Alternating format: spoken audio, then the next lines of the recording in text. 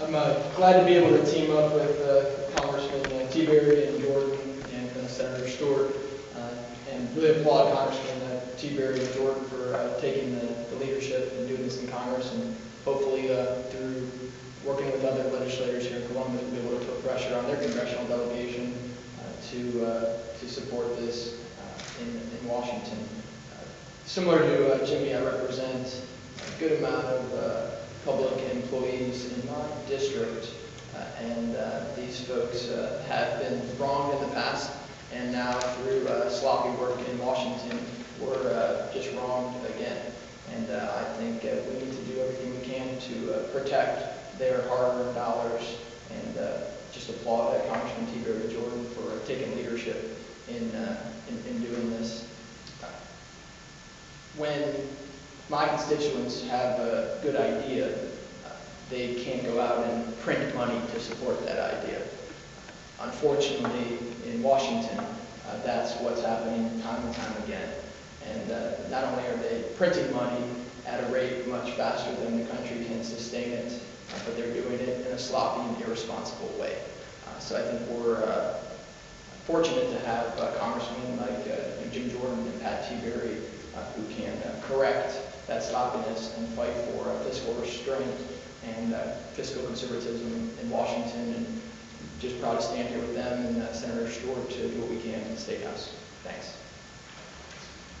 Thank you, Josh, and thank you, Jimmy. And on behalf of my colleague Jim Jordan and I, it's great to have the support of these two gentlemen for a couple reasons.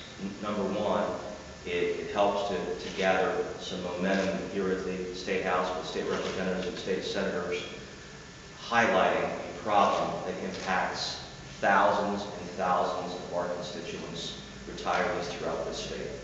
And so by doing this today, again, it further highlights the problem that was created in the stimulus bill that impacts people who have unearned income, not only in our state, but obviously in our nation. And so that's a great thing, to highlight those constituents. It also, again, puts pressure on those in Washington who have the ability to correct this mistake. I told a reporter the night of the vote, the stimulus vote, I said, I was in journalism school at Ohio State, and it's situations like this that I would like to be a I'd like to be a reporter again and use that journalism, because that bill, by the very nature of how it was passed and how big it was, will be a gift that will keep on giving to reporters throughout this country. We already saw the AIG bonus flat that allowed those bonuses to go forward to those AIG employees, that last tranche to go forward. That was the famous Senator Dodd amendment. And now we see it in the unintended consequence of this tax credit, the make work pay tax credit that the President talked about, that only is eligible to be received by people who have earned income. But the IRS is interpreting the language in the bill to require everybody, every employer, to make those changes to their withholding table. So if you are the folks over at PERS, you're being required by the IRS to withhold every PERS retiree's withholding. You're required to do that. Every employer is required to do that. My dad, my mother-in-law, every retiree in this state is getting their withholding changed because of the stimulus package. Congressman Jordan and I have written to the IRS Commissioner. We have written to the Secretary of Treasury. We have written to Chairman Charlie Raymond, who's the chairman of the Ways and Means Committee where I sit. This never went through any committee. There was no transparency to this bill. There was no debate. There was no debate on the floor, the provisions that we're talking about today, because we only had a few hours to read the bill. Obviously, you can't read an 1,100-page bill in a few hours. And so what happens is you have bad policy because you have a bill that's rushed through the process. And the ultimate problem now is, as we're here today, there are thousands of retirees in the state, some who know about it because of some of the publicity, many who don't know about it. And there are three solutions to this problem, and then we'll open up for questions. One is the IRS can unilaterally make the change. They appear to be inclined not to do that. They've not officially responded to Congressman Jordan and I yet.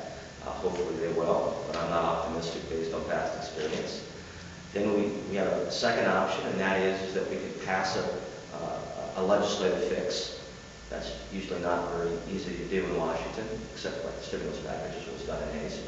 But we'll see. We're going to talk to Chairman Rangel. He's not responded to our letter yet. We're going to see him next week and talk to him and see if he'll do that. Or number three, which is what I'm encouraging seniors to do, is to proactively contact their employing office, like PERS, to make the change. And many employers are doing that. They're contacting their retirees saying, hey, this is a provision that we're required to implement, but you can undo it or request us to undo it. But for those of you who have worked with senior groups before, obviously, this is pretty difficult to do and pretty difficult to communicate nationwide to every single senior to try to avoid this tax trap that they're going to get into next year. So that's why we're here today. That's why it's so important what these two are doing, showing leadership in the House and the Senate for retirees throughout our state, and again, providing that public awareness of this problem that was created by the rushness of the stimulus bill being passed. With that, I'll open it up to any questions that the four of us might be able to answer.